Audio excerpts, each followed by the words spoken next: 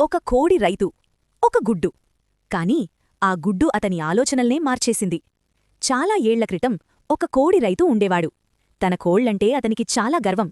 వాటిని చాలా బాగా చూసుకునేవాడు.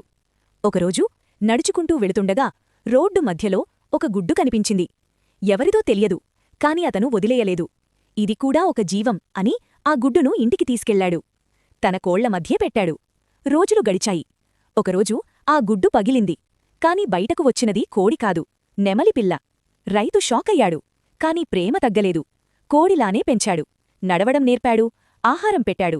కాని నెమలికి ఎప్పుడూ ఏదో లోపమనిపించేది. తాను వేరేలా ఉన్నాననా దానికి తెలియలేదు.